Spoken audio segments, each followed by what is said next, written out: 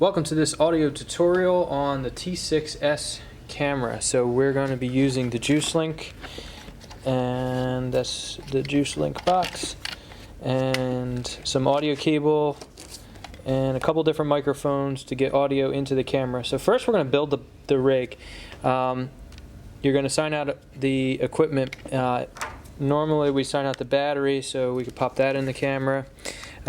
You'll also have a secondary battery. So this is a 9-volt battery. They're on the charger in the closet. They have a definite shape, so there's a bigger and a smaller side. These you can buy at any store, so if you forget to these don't get signed out, they just get kind of put back on the charger, taken off the charger. So if you don't have one, you can buy one at any store, but this goes into the JuicedLink box. So on the back of the JuicedLink box, there is a battery, and then you have to kind of pry it up a little bit and slide it out. And then if you look, there is a bigger side and a smaller side, so just kind of match the bigger side and the smaller side. There's a spring at the bottom that you have to kind of put tension against the spring. And now bigger side, smaller side, and that goes back into the box. And now if it's something critical, you're probably going to want to take 2 out, because sometimes these batteries don't work. So make sure you double check it before you leave, but you turn it on, and you should have a power indicator light. If there's a low battery, it'll tell you right away, so make sure you check that. If you're we're going to go through setting it up and testing it. If you test it and it gives you no audio, or not great audio, it's probably the battery, so you have to go grab another battery. So I always recommend taking 2 out. I'm going to power this off for now. On the bottom of this, there's some dip switches. They are usually set so you don't have to touch anything. And if you're having any audio issues, first check the battery, and then it might be these switches. And I do have an image. It'll be on the wiki if you wanted to kind of double check and make sure your switching is set up correctly. So here's what we got going on. There's this small, it's a hot shoe or cold shoe mount at the bottom. So it's a square peg. It fits right on top of the camera where the flash would go if you had a powered flash or a hot shoe. But you have to make sure that this screw gives you a gap. So if you can see, there's a gap right there. Once you screw this down, it kind of closes that gap. So give yourself that space, and then you want to make it so that the controls are facing you as your operating camera. So you're going to put that onto the mount. So it just slides in, and then you tighten it down. So now we have this kind of rig put together. This is a very important cable though, right here. It's in every case. Make sure you have it before you leave. To send audio from the JuicedLink box mic level out into the camera, you have to have this cable attached. I've had students who go out and shoot and have everything coming into the JuicedLink and listen through the headphones, but you're only monitoring what's happening here, and what you're sending out doesn't get to the camera without plugging this cable in. So make sure that you plug here, and then on the side of the camera there's a flap. So we're going to open up the flap that says mic, and then patch the cable in where it says mic. And then at that point you're close to ready. If you get this thing up on top of a tripod, then you're ready to go. I'm going to pause at this point and set up on top of a tripod. Okay, so we're back up on top of a tripod now, and you can see the back of this camera. We're going to turn the camera on to video mode, and then we're going to patch the cable in and the microphone and do a level check. So we have in the case, it's a SM58 microphone. It's kind of like an industry standard handheld microphone or stage mic. And then an XLR cable. XLR cable, you're going to want to find the male side with the pins, and that goes into either left or right on the side of the JuicedLink box. So I can pan the camera so you can see that a little bit. If you look underneath, you'll see XLR left and XLR right. So it's kind of like if you're facing the box left or right. And then we patch the male side, and you're going to walk the cable out one spool at a time, and then we have the female side that goes to the mic. So we're going to patch that to the back of the microphone, and you line up the pins, and it's a locking connector. So in order to get it out or unplug it, you have to press this unlock. And for up here, there's an unlock button that you have to press to unlock. So now we have a mic patched. We're going to be able to see levels. There's two different places where you're going to see levels, and you should always, always, always hear levels. Don't just look and assume it's there. You want to put the headphones in. They're also in the case.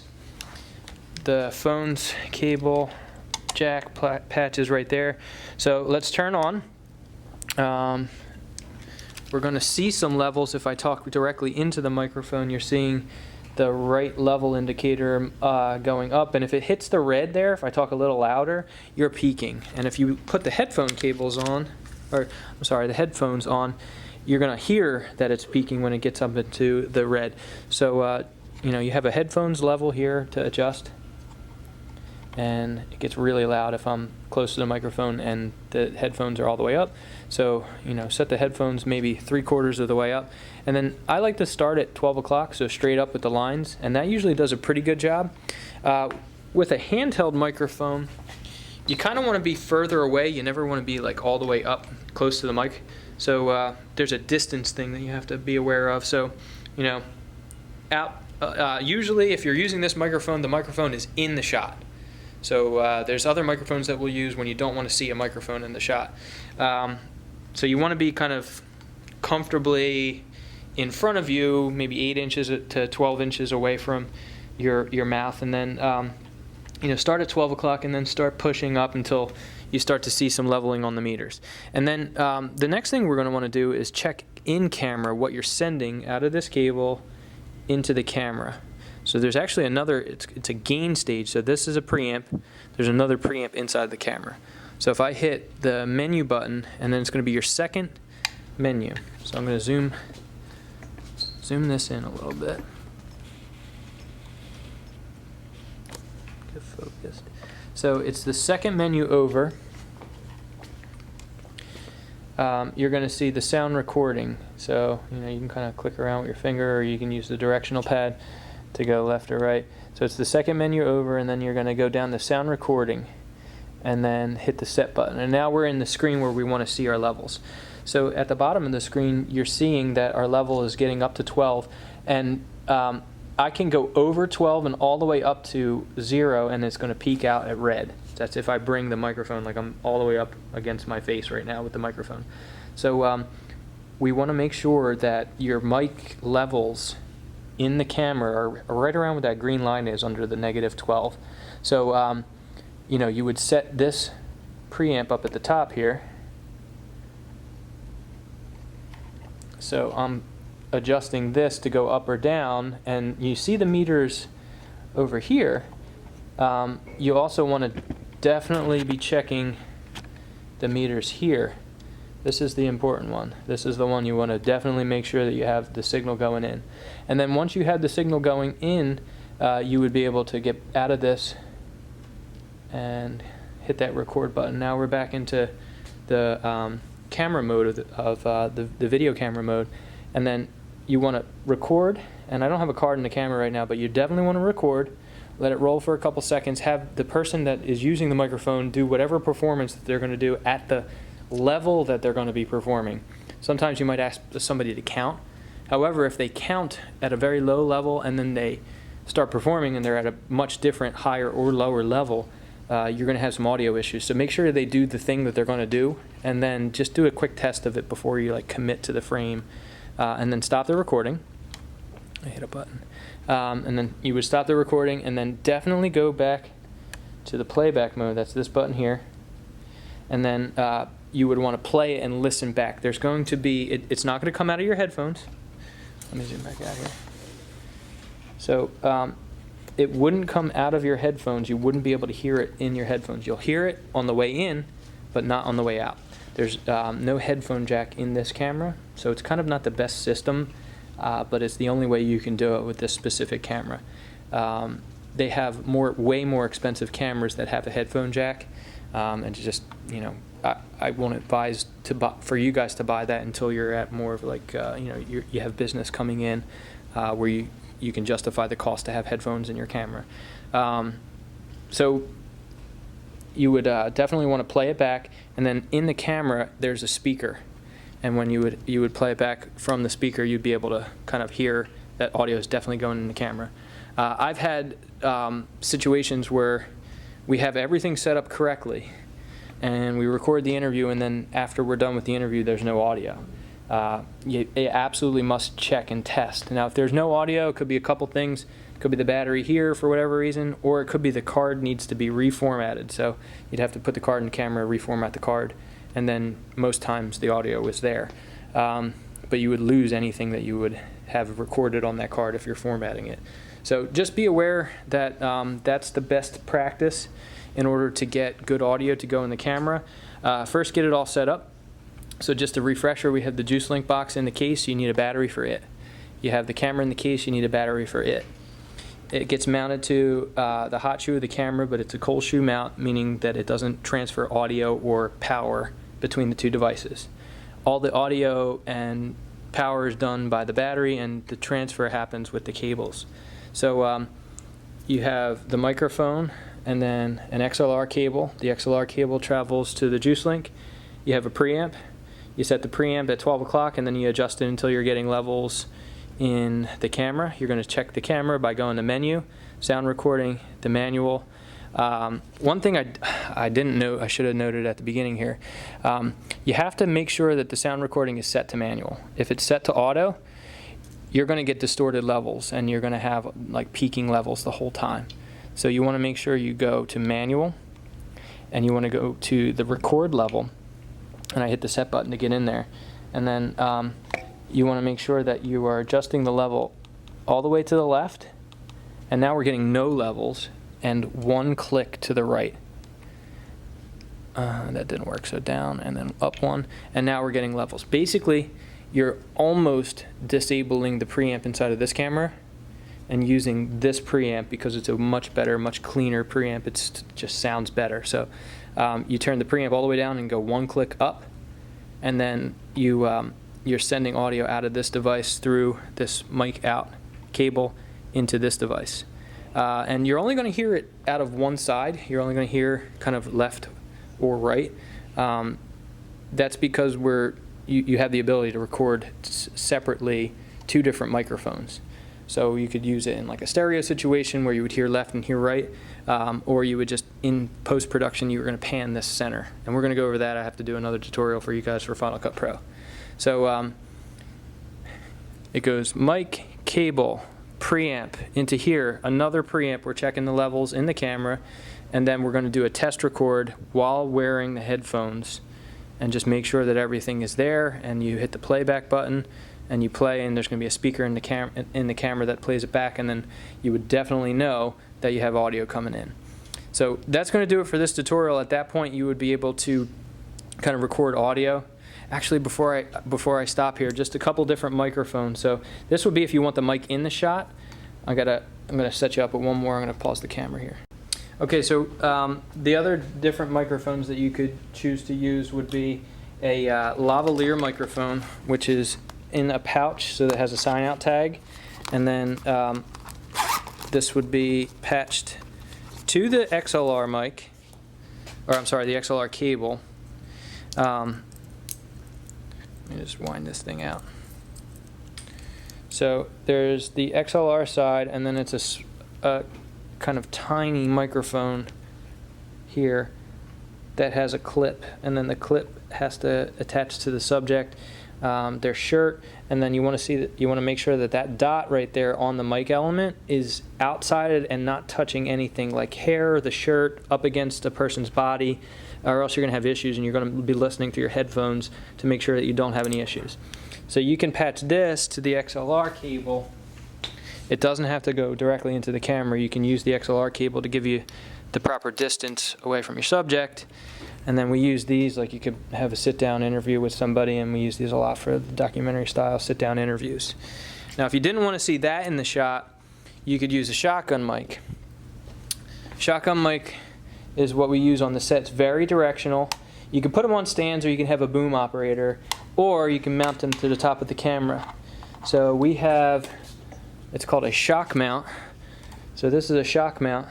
It's got rubber bands, and then you would push the microphone through the rubber bands.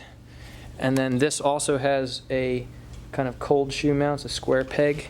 You need that gap, and then you slide it up through the top of the JuicedLink and screw it down. Same thing we do here, slide it in and screw it down, and now it's tight. So right tightens it down, and then you would patch the XLR line to that, and when you sign that out, I'll give you a small XLR cable.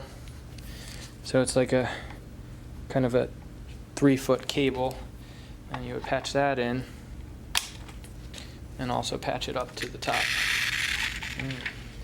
That's very loud, and it's also giving us some distortion. Also note the low battery light is on, so that battery is exhausted. We would want to put a new battery in. I'm going to turn this off, patch a new battery in.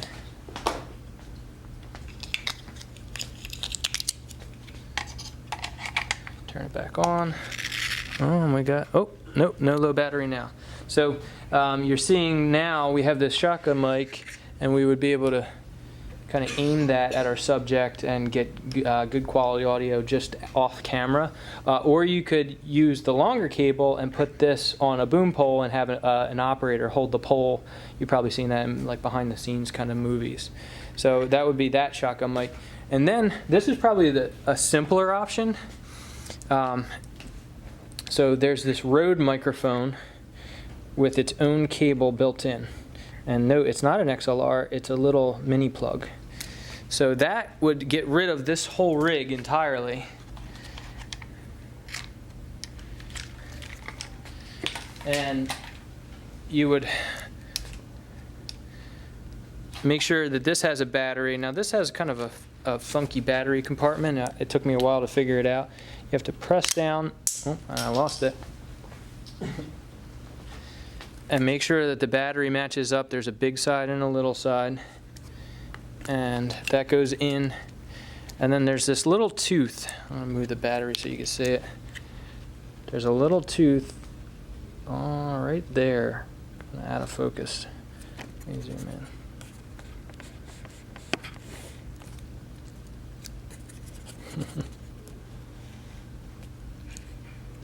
So there's this little metal thing right there, and the battery goes in, and then the battery door sets up on the tooth, and you press that up, and now it's locked into place. And then on the back there is a power switch that you have to turn on. So you got the green light on. There's also a decibel level on the back. You're going to turn this decibel level all the way to the right, and then that gives this a higher gain, and then we kind of disable the preamp inside the camera. So we'll patch that on the top here, and then we're going to patch it. Let me get some focus. We're going to patch it on the side here into that mic section of the camera. And then the last step would be menu, and then make sure we are at the sound recording menu set, and then we're in manual mode. And if you're looking here, we might be getting good levels, so you might be okay. I gotta get out of the attenuator.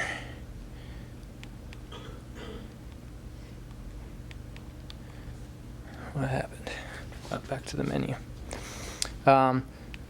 We're only one click above off here, and then if that's too loud, you would have to turn this down to 0, and then you would have to turn this up. So we would go in and go over to the right, and we're going to start to see levels here because I've turned the preamp up inside of the camera. And then I can set OK, and now we're kind of getting decent levels. We want to be up at that green section depending on how loud it is.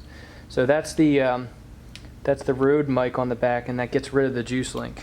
So you have quite a few options in order to get audio recorded into your T6 or T4i camera. If you have any questions with the setup, please let me know before you get out of the room, and then we'll make sure that you record everything and everything turns out as planned. That's going to do it for this tutorial. Thank you.